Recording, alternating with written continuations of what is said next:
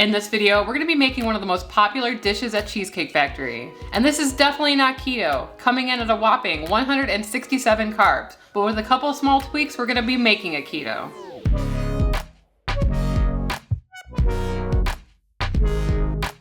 The dish is called chicken Bellagio. And we chose this dish because it's one of the most popular dishes at Cheesecake Factory. We used to order it all the time. And while Sarah and I live a technically keto lifestyle since 2019, we incorporate all kinds of things into our diet to make it fun and interesting. We can also talk about the different variations that you can make on this recipe to make it either strict or less strict on your keto lifestyle. So what we like to do is break down the recipe into its components. So what does this recipe contain? So the way that Cheesecake Factory describes the chicken Bellagio is crispy coated chicken breast over basil pasta and Parmesan cream sauce. The dish is known for its rich and creamy flavors, as well as its combination of textures and ingredients. If you're interested in the nutritional information of the chicken Bellagio at Cheesecake Factory, it's gonna run you 167 carbs and 2,020 calories. Woo! 167 carbs is about a week worth of carbs for Sarah and I, so it's definitely not keto. There are different components of this dish that we're gonna be tweaking in order to make it so. The first one we're gonna talk about is the pasta. Sarah and I have tried so many different pasta recipes on our channel. We like a lot of them, but the one that we keep on going back to and the one I consistently order myself, Immi Ramen.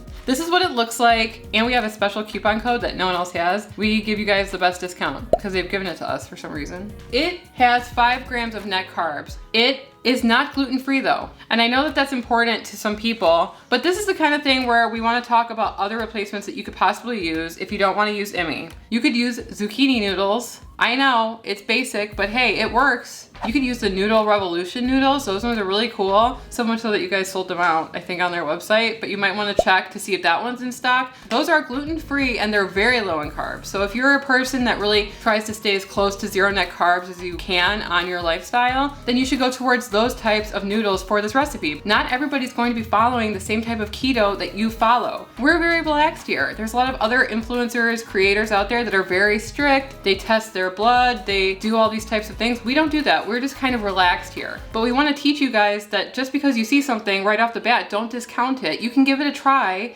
and just substitute your own ingredients.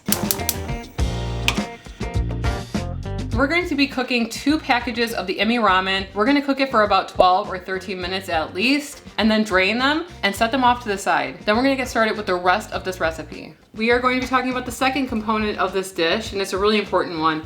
It's the crispy coated chicken that lays on top of our pasta. And all you're gonna be needing is eggs and your choice of coating. Today we're gonna be changing it up and we're gonna be using ground lupin. We typically used crushed pork rinds to coat our fried foods because we find that it's easy, it holds up well, but we did try this a couple months ago when we deep fried, it's pretty much a deep fried sandwich. And it was really, really good. And I know that some of you guys avoid pork for whatever reason. And so we're using ground lupin today. Adapt it to however you see fit. And I have already pounded out 1 chicken breast that I have cut in half. I've butterflied it. All we're gonna do is we're gonna set up 2 dredging stations. And our dredging stations are gonna consist of maybe a cup of the lupin flour with Italian herbs, salt and pepper, and garlic. And the other one is gonna be some egg wash with some salt and some pepper. So we have our chicken ready to go. We're gonna be dredging it soon, but I have a feeling this is gonna cook super fast because the chicken cutlets are so thin. So we're gonna start on our sauce. There's a couple of different sauces going on here in chicken Bellagio. I don't know why I find the name Bellagio funny.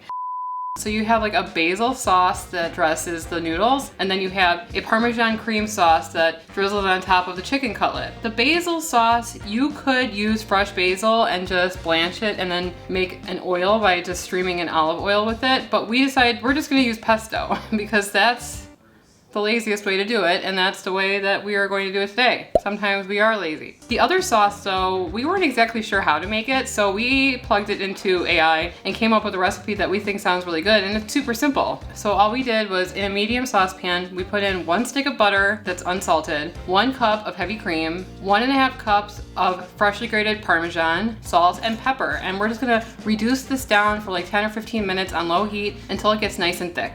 Next up, we're gonna start heating up our oil for frying. This is another part where you could kind of do what you want. You could use an air fryer if you want. That's perfectly suitable. We're using avocado oil today, but pick what suits your budget and your lifestyle. So we're gonna start dredging our chicken breast now, and we're gonna go into the egg wash, and then we're gonna go into our ground lupin. So I would suggest really patting down your chicken breast into the lupin flour to make sure that it's nice and compact, because sometimes this can fall off, and the same is true with pork rinds. So it's really important to use pressure to kind of make sure it's solidified before you drop it into the oil. And preferably lower it gracefully into the pan. Lovely. Thank you. So we heated our oil to 350 degrees, and we're gonna cook them for about 7 minutes until the internal temperature is a safe internal temperature for eating. What is that again? I have to look it up.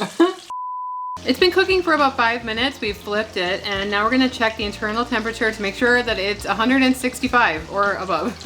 Uh-oh, we're over. That's okay. Better over than under. Yep. We do have some paper towel lined tray here. I do like to kind of drain both sides.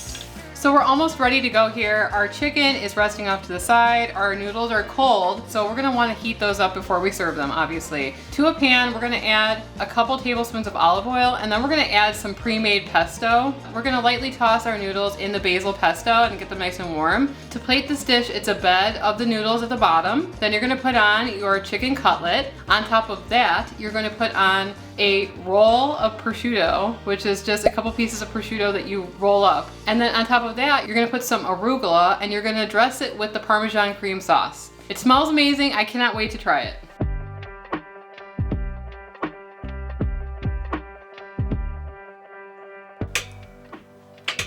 My vision is going. It did fry quite nicely. We made about 500 servings of sauce, so You might want to have that recipe.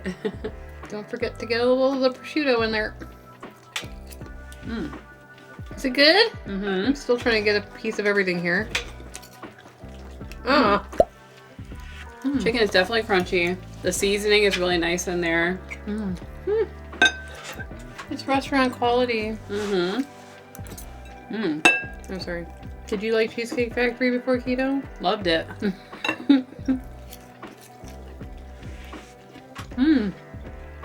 Wow. So the only carbs are gonna come really from the lupin flour and the ramen.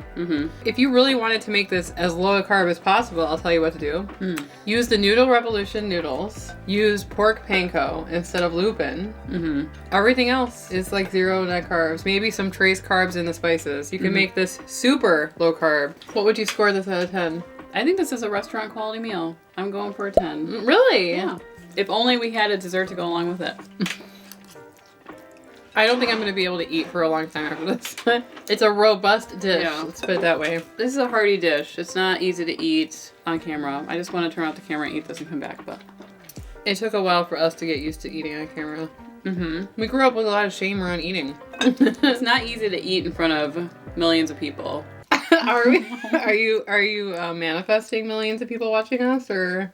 I think overall we have about 16 million views on our channel. Now a lot of you guys watch more than one video, but I would love you. At least 1 million people have seen us probably eat, which is kind of scary, but And some celebrities apparently. apparently. Halle Berry, call us. No, I'm just kidding. What was your order from Cheesecake Factory? I've ordered this a couple times. I don't remember, but I know that it came with a corn cake. A little sweet corn cake that was a little sour cream on top. We used to go when we were in college. It was one of our go-to I had places. my first alcoholic beverage there. Really?